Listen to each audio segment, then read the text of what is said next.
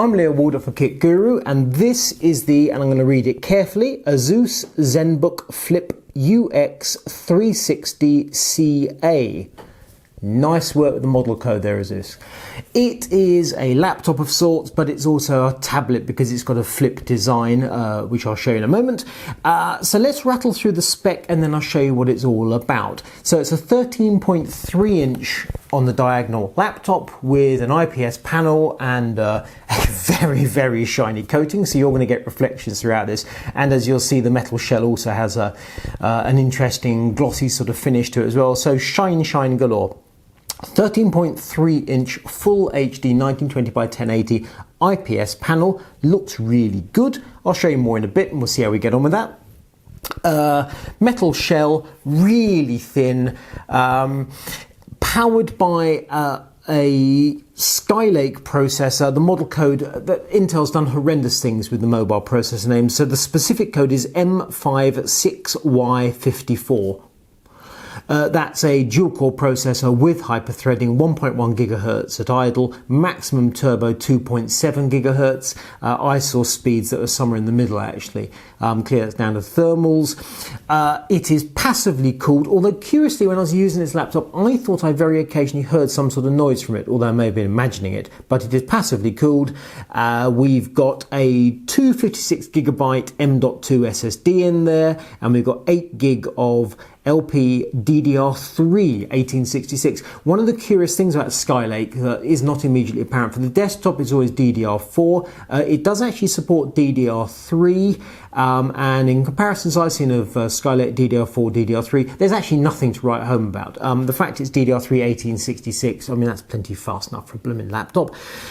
We've also got a 3-cell battery rated at 54 watt hours. Asus claims a colossal 12 hours of battery life for this ZenBook. I measured true battery life working continually or continuously just over 5 hours in a minute as it happens, which you can double for 10 hours in the real world. The fact is, when you're into the 10-12 hours, depending on what you're doing, watching videos, some such, most of the laptop actually shuts down. So that helps battery life hugely. When you're looping a benchmark for 5 solid hours, that's a hell of a lot of work. Also Wi-Fi only, there's no thickness in the chassis for an Ethernet port as you can see, so that's Intel Wireless AC 8260 and Bluetooth 4.1, all the good stuff. So if we take a quick tour around the ports, we've got a USB 3, we've got a card reader, volume rocker there, power button there, nothing on the front. And then here we have headset jack, power jack, mini HDMI, USB Type-C, that's USB 3.1, and another USB 3 regular. So USB 3 either side, USB 3.1 Type-C there, nothing on the back. They do make a song and dance in this rather hefty reviewer's guide about Type-C, because isn't it just so terrible when you try and connect your port plug upside down? And well, yeah, true, Type-C, good, we like it, but it's reaching the stage, particularly in a slender laptop like this, where I actually now expect a Type-C in addition to the others. So good, but I'm not going to break out the flags and the band for that. Now, what is this ZenBook Flip for? And I reach for my reviewer's guide here. Who is it for? Young professionals, confident, career-driven, always ready. Trendy and confident young professionals. Am I not the perfect person to review this laptop? I think I am. Using scenarios. Office presentations, business frequent traveller, such as journalists who need the full laptop productivity on the go. Perhaps I am the ideal person. People who need to work or view content in confined spaces, or indeed watch TV on the train. Okie dokie. So it's a flip, which means you can use it as a laptop like so, with your chiclet keyboard like thus, quite clearly with that sort of thinness of chassis. The travel on the keys is minimal. It works fine, but I mean, you know, there's a limitation. You've got a touchpad there, which is actually very clever. It's multi-gesture, can do all sorts of 1, 2, 3 finger swipes. It's also even more clever than that. Asus tells us that the touchpad material is Mylar, which if memory serves is a relative of Kevlar. man-made composite. So apart from that, it's very tough. It also is smooth as anything to move your fingers across, and it's clever enough, the software, that it can recognise when you're resting your hands on it, and it recognises your palms and some such and doesn't think it's a typing gesture, which I like a lot. I have to say, it looks as dull as anything. It worked really well during testing. However, you are not necessarily going to use the touchpad a great deal. So that's in laptop mode, typey. Or I can flip it back on itself, and then there's a bingly bongly as I get a message saying, do you want Windows to switch to tablet mode? To which I'll say yes. You can disable that and simply let it do it for every time you flip it back. And then Asus Flip Lock, disable the keyboard and touchpad, it says.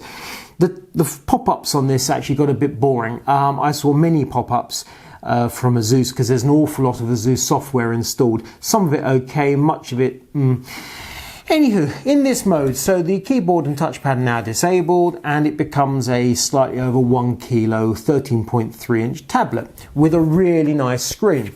So I can now, if I want, watch a video of this bloke talking about, in this instance, a cooling system. You'll be pleased to know I've put the volume down to zilch, and I have to say it's a properly impressive experience. I'm a good distance from my router here. I'll just turn that off. The Wi-Fi signal locked on and absolutely great, really good. Video quality gorgeous, happy. That's for video playback. The graphics in this are Intel HD Graphics 515. Intel has so many of its HD graphics in different processors these days that if you know one model from another, you're a better man than I, Gunga Din. I looked up the spec, 24 execution units, which is Intel speak for shaders. So actually by Intel standards, that's quite good. They run 300 megahertz boosting to 1 gigahertz. So who knows where they're running in that range. They do a proper job of video playback, really nice, and also benchmarks such as PC Mark, all the Office Suite stuff, absolutely great. But when I came to run, I ran 3D Mark for a laugh. Firestrike overall 500, CloudGate, which is a better test for notebooks, just under 4,000. But I ran Tomb Raider for a laugh on low quality, and it did an overall score of 4 frames a second and averaged 3 frames a second, bumped it up to high quality, 2 frames a second. Which I mean, there's no expectation this would play games, but the fact is I can run Steam, I can install games, they just don't play, it's hopeless. Anyway, the screen, so that's 2 modes. So we've got laptop mode and we've got flip back in tablet mode. We can also put the laptop like this, and then the thing's going to flip, and I can watch a video in kind of tent mode, or I can put it on the deck like thus. So I'm just using this aluminium chassis and keyboard as a rest, and I can rest it back like so. So those are the 4 different modes, and that all works absolutely fine. So as a piece of hardware, it's slender, it's solid, it's Asus branded, it's got the latest Intel processor, it's got 256 gig SSD, it's got top-notch Wi-Fi, it's got a lovely panel, albeit I noticed that here that video is actually, and the video itself is, well, it's obviously running a window, but the screen is running at native resolution. When I received the laptop, I had to, I checked the scaling, and Windows 10 was scaled at 150%, so everything was bigger, which actually meant that most of my benchmarks and so on weren't really fitting on the screen correctly. I bunged it back down to 100%, i.e. native resolution, and everything's tiny, really sharp, really clear, but tiny, which of course is because it's only a 13.3 inch screen. So what are you going to do? On that one, it depends what you want to show. If you're looking at spreadsheets and if you're running videos and so on, the scaling becomes immaterial. After all, the web page, you pinch in, pinch out, scaling is almost a detail. But it does bring home that for laptop PC kind of duties, it is a small screen, which of course means it's more portable. I like it a lot. Build quality is absolutely impeccable. However, the price is £850 from Currys and Dixons in the UK, £849.99, which strikes me as being one heck of a lot of money for a device that essentially is using to, I would use to serve things to me, to watch YouTube and such like, and I guess that they're Pokemon. But Would I spend the money on it? Well, and then I thought, well, what am I comparing it to? I'm thinking in terms of other laptops, proper laptops, much bigger, chunkier, heavier laptops. And then I looked at a comparable thing, or things I think it should be compared to. So a Microsoft Surface Pro 4 with the same spec would cost £1,079.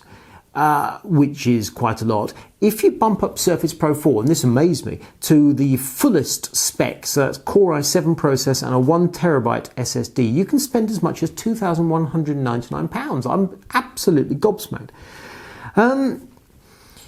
Conversely, a 256GB iPad Pro, which is 12.9 inch, which I think we can agree is therefore quite similar. Obviously, it's running Apple software and it's a tablet, so you haven't got the whole keyboardy thing going on, is £919. So I think we can see where Asus is going with this.